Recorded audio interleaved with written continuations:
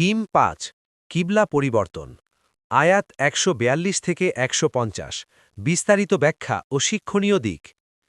ইসলামের প্রাথমিক ইতিহাসে সবচেয়ে গুরুত্বপূর্ণ ঘটনাগুলোর একটি হল কিবলা পরিবর্তন অর্থাৎ সালাতের দিক নির্দেশনা বাইতুল মাকদিস জেরুজালেম থেকে মক্কার কাবা শরীফের দিকে পরিবর্তন এই ঘটনা মুসলিম উম্মার পরিচয় গঠনে এক গুরুত্বপূর্ণ মোড় সৃষ্টি করে এটি শুধু শারীরিক দিক পরিবর্তন ছিল না বরং ছিল আত্মিক ও আদর্শিক পুনর্নির্দেশনা যা মুসলিম উম্মার স্বাতন্ত্র্য পরিপক্কতা এবং আল্লাহ তালার পক্ষ থেকে অর্পিত দায়িত্বের প্রতীক এই আয়াতগুলো কিবলা পরিবর্তনের ফলে সৃষ্ট মানসিক সামাজিক রাজনৈতিক ও আকিদাগত প্রতিক্রিয়াগুলো তুলে ধরে বিশেষ করে মদিনার কিছু ইহুদি গোষ্ঠী এই পরিবর্তন নিয়ে প্রশ্ন তোলে আল্লাহ সুবহানাহু ওয়া তাআলা তাদের আপত্তির জবাব দেন এবং স্পষ্ট করেন হিদায়েত একমাত্র তারই অধিকার এবং এই পরিবর্তন ছিল প্রকৃত ঈমান যাচাইয়ের এক পরীক্ষা আয়াত ২:১৪২ কিছু লোক মুসলিমদের কিবলা পরিবর্তন নিয়ে বিদ্রূপ ও সমালোচনা করে আল্লাহ তাআলা জবাব দেন পূর্ব ও পশ্চিম সবই আল্লাহর এবং কিবলা পরিবর্তন ছিল একান্তই আল্লাহর আদেশ যা মানুষের মতামতের অধীন নয় আয়াত ২:১৪৩ এই আয়াতে মুসলিম উম্মাকে ঘোষণা করা হয়েছে একটা ন্যায়পরায়ণ ও ভারসাম্যপূর্ণ জাতি হিসেবে যাতে তারা মানবজাতির উপর সাক্ষী হয় কিবলা পরিবর্তন ছিল তাদের আনুগত্য ও আত্মসমর্পণ যাচাইয়ের এক মাধ্যম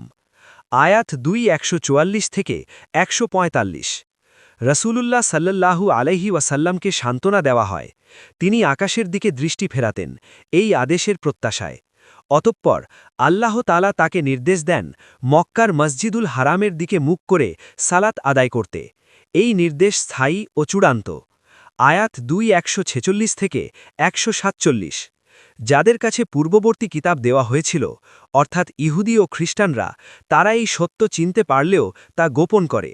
আল্লাহ তাআলা দৃঢ়ভাবে ঘোষণা করেন এই নির্দেশনা তার পক্ষ থেকেই সত্য আয়াত ২:১৪৮ থেকে ১৫০ প্রত্যেকেরই জীবনে একটি দিক বা লক্ষ্য থাকে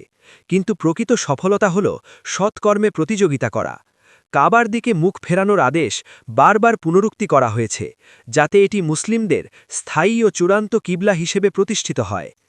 এই থিমটির গুরুত্ব কিবলা পরিবর্তন শুধু জৈভৌগোলিক পরিবর্তন নয় এটি ছিল আনুগত্য পরিচয় ও নেতৃত্বের পরীক্ষা এর মাধ্যমে মুসলিম উম্মা একটা স্বাতন্ত্র্য জাতি হিসেবে আত্মপ্রকাশ করে যাদের রয়েছে আলাদা কিবলা আলাদা পরিচয় ও আল্লাহ প্রদত্ত দায়িত্ব এই ঘটনাটি আন্তরিকতা যাচাই করে জনমত সামাজিক চাপ বা প্রচলিত ধারা বিরোধী হলেও মুমিন কি আল্লাহর আদেশ অনুসরণ করবে অন্যান্য সূরা ও হাদিসের সঙ্গে সম্পর্ক সূরা আল হজ ২২-৭৭ রুকু করো সিজদা করো তোমাদের রবের ইবাদত করো এবং সৎকর্ম করো যাতে তোমরা সফল হও এটি ইবাদতে দিক নির্দেশনার গুরুত্ব বোঝায় হাদিস সালাত দিনের স্তম্ভ তিরমিজি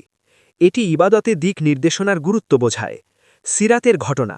কিবলা পরিবর্তনের আদেশ মদিনার মসজিদে কিবলাতাইনে সালাতের মাঝখানে নাজিল হয় শিক্ষার্থীদের যা শেখা উচিত ইসলাম ব্যক্তি ও সামষ্টিক উভয় পরিচয়কেই গুরুত্ব দেয় আল্লাহর আদেশ পরিবর্তিত হলেও আনুগত্যই মুমিনের মূল বৈশিষ্ট্য মুসলিম উম্মার অংশ হওয়া মানে সত্যের সাক্ষী হওয়ার দায়িত্ব বহন করা ইসলাম শুধু দিক নির্দেশ করে না সৎকর্মে এগিয়ে যাওয়ার আহ্বান জানায় রাসূলুল্লাহ সাল্লাল্লাহু আলাইহি ওয়াসাল্লাম ও মুমিনদের আন্তরিক দোয়ার জবাবে আল্লাহ তাআলা সাড়া দেন